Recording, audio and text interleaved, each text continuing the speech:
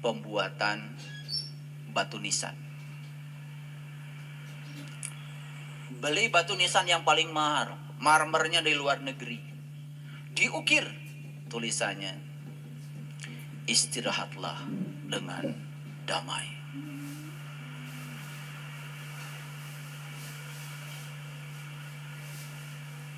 Proses pemakaman mewah karena duitnya banyak.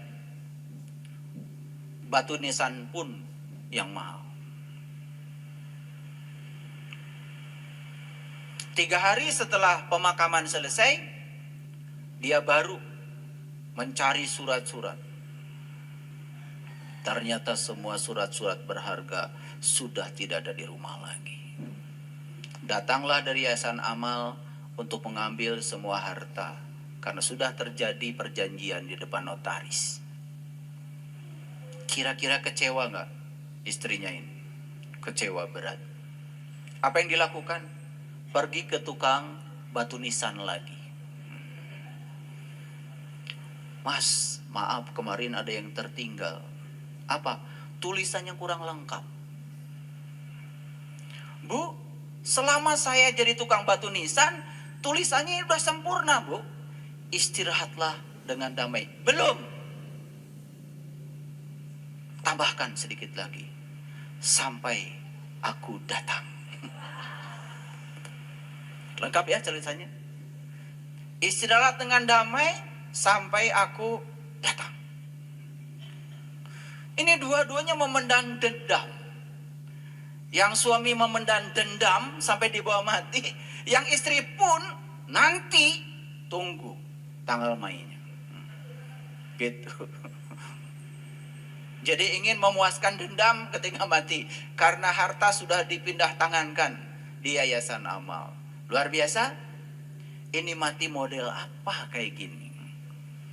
Sama sekali tidak memenuhi ayat la tamutuna illa wa antum muslimun. Janganlah kau mati kecuali sudah menjadi orang yang pasrah total kepada Allah, masih menolak kenyataan hidup. Ini kenapa?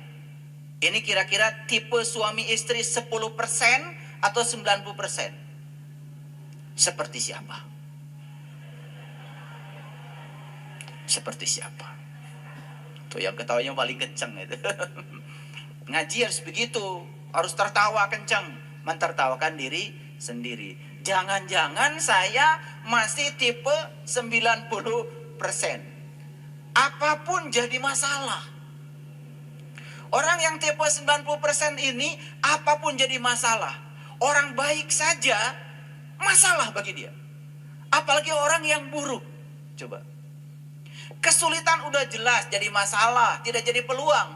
Apalagi ya, peluang saja jadi masalah, apalagi kesulitan bagi dia. Orang yang kayak gini, peluang saja masalah bagi dia, apalagi kesulitan. Jadi tidak ada di kehidupannya itu yang baik. Semua sudut pandangnya dalam otaknya dia itu buruk semua. Kenapa bisa begitu? Satu, karena dia mengizinkan pikirannya selalu buruk. Yang kedua, dia juga terdidik di tempat yang buruk. Karena ketika kita bayi, kita ini punya yang namanya mirror neuron, cermin saraf. Jadi semua yang kita saksikan itu akan tercerminkan di alam bawah sadar otak kita. Dan itu akan nampak suatu saat pada saat kita dewasa. Itu yang disebut dengan long term memory. Yang di mana? OTW. Coach di mana? OTW. Bro di mana? OTW. Bosan. Sekarang waktunya GTW.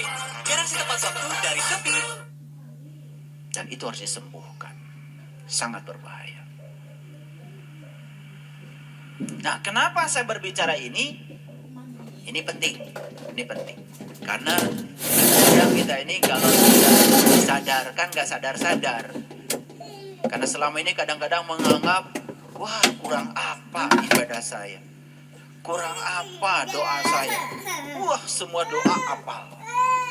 Semua doa untuk mengatur Allah supaya Allah takluk dan taat pada keinginan kita. Apal semua. Dan ketika Allah takluk pada keinginan kita, bangga kita mengatakan, Allah saya. Padahal sebenarnya di balik kata-kata itu sedang ingin memamerkan pada orang, lihat Allah saja sama saya nurut gitu sebetulnya. Lalu Allah bingung, yang Tuhan lu apa gua, kata Allah. Ya kan? Karena kita diajarkan dari kecil begitu. Terus ya diajarkan ngatur-ngatur Allah supaya Allah itu takluk dan taat sama keinginan kita. Kapan kita mau berserah diri kepada Allah? Ngakunya sih muslim. Padahal muslim itu gelar tertinggi yang diberikan Allah untuk mereka yang sudah pasrah total kepada Allah. Maka saya tidak suka dengan istilah muslim non-muslim karena perbedaan keyakinan. Bagi saya, muslim non-muslim adalah soal akhlak, bukan soal keyakinan. Maaf, bisa jadi orang itu keyakinannya berbeda dengan saya, tapi dia sangat pasrah dalam kehidupannya kepada Allah. Bagi saya, no problem. Bagi saya dia adalah muslim. Bagi saya ya, boleh berbeda. Karena selama ini kan muslim non-muslim berdasarkan atributnya. Lebih mementingkan atributnya, bukan? Bukan akhlaknya, bukan perilakunya, bukan karakternya, bukan sifatnya. Saya banyak sekali punya sahabat yang keyakinannya berbeda dengan saya, tapi dalam hidupnya sudah penuh dengan kebahagiaan karena sudah bisa menerima semua hal yang tidak diinginkan dalam hidupnya. Bahkan dia bisa merayakan semua hal yang tidak diinginkan seperti dia menerima hal yang dia inginkan. Itu muslim itu. Cirinya apa? Wajahnya itu bersinar, ringan kalau bicara. Iya. Beda kan kalau orang yang berat, punya uang 100 juta dipinjemin 100 ribu saja. Oh, saya baru kemarin beli tanah 100 juta. Sombongnya tetap aja, minjemin kagak. Karena baru beli tanah 100 juta. Padahal pinjemnya cuma 100 ribu. Giliran dipinjemkan 100 ribu. Walu, 3 hari janji gak ngasih. Udah ditelepon 2 hari sebelum janji itu tiba. Pusing gak orang kayak gitu? Kira-kira tipe 10% atau 90% macam kayak gini? Seperti siapa? Selalu ada pertanyaan, seperti siapa ya hari ini? Jadi hidup itu adalah 10% apa yang terjadi pada kita, 90% bagaimana kita menanggapinya. Jadi sebetulnya 10% itu apa yang terjadi, tetapi 90% kita menanggapinya. Itu yang membuat kita menjadi sangat sibuk dengan kehidupan ini. Terasa? Kalau belum terasa, sabar. Kita akan masuk situ. Nanti juga suatu saat akan terasa. Oh, itu saya banget. Oh, itu gua banget. Salat sudah, bolak-balik ke Mekah sudah, tahajud juga kurang gimana rajinnya, bangun malam luar biasa. Tetapi itu coba jadi robot, hanya menjalankan ritual tanpa kesadaran. Hasilnya tidak ada yang berubah. Lupa bahwa Nabi Muhammad diutus ke dunia untuk menyempurnakan akhlak. Semua ritual itu adalah sarana untuk menyempurnakan akhlak, tools, instrumen. Tetapi itu dijadikan tujuan oleh kita. Kalau rakaat sholat kita sudah banyak, rasanya kita sudah banyak tabungan kita untuk sampereun jaga di akhirat. Kan begitu kata-katanya. Betul? Sampereun aya nama eueuh kosong. Karena semuanya buat jaga. Itulah kadang-kadang kita suka bodoh. Terus aja membawa diri kita oleh pikiran ke masa depan. Lalu tidak pernah hadir di sini, saat ini, sekarang. Padahal hidup itu adalah di sini, saat ini, sekarang. Yang menentukan masa depan kita adalah saat ini kau buat apa.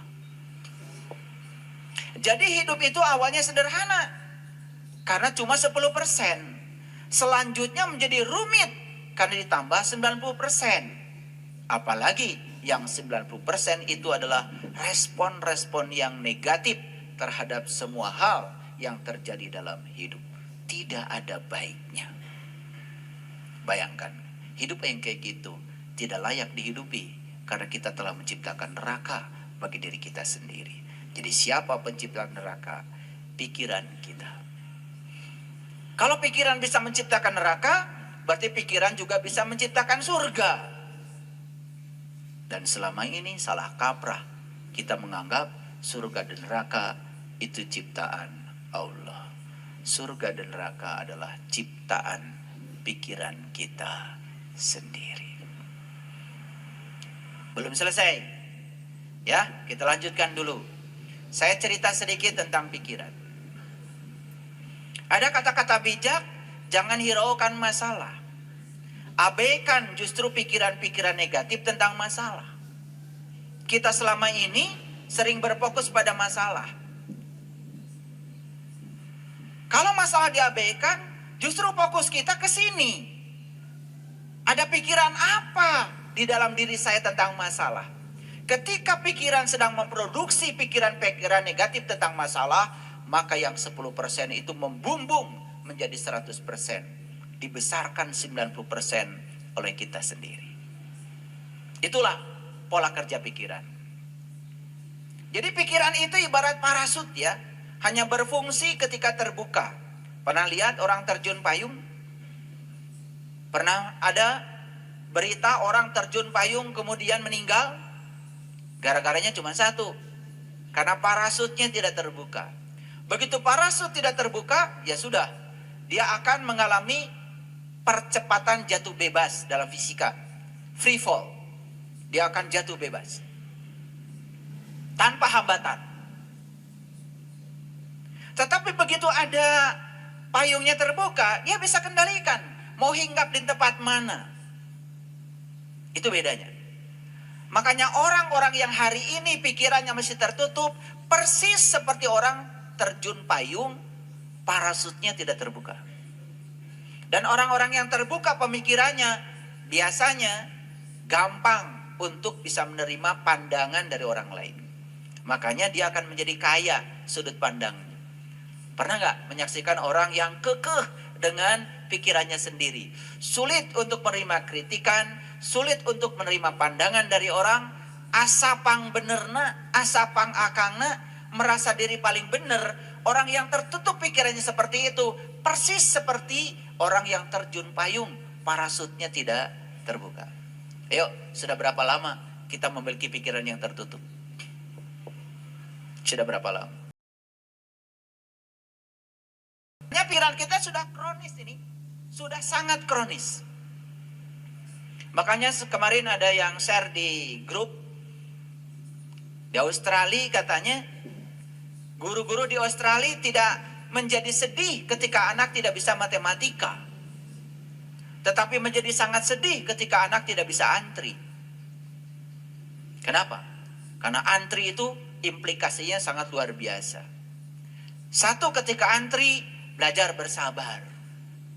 Dua, ketika antri belajar untuk menghargai orang lain dan diri sendiri. Karena Anda datang paling belakang, ya sudah, Anda di belakang. Ini datang belakang tapi pengen selalu paling depan. Itu kan orang-orang yang culas. Ini soal akhlak ini, soal akhlak. Saya sering menyaksikan kejadian ini bahkan ketika saya sedang melaksanakan ibadah. Maaf. Kadang-kadang ini bisa terjadi di tempat yang disebut kota suci.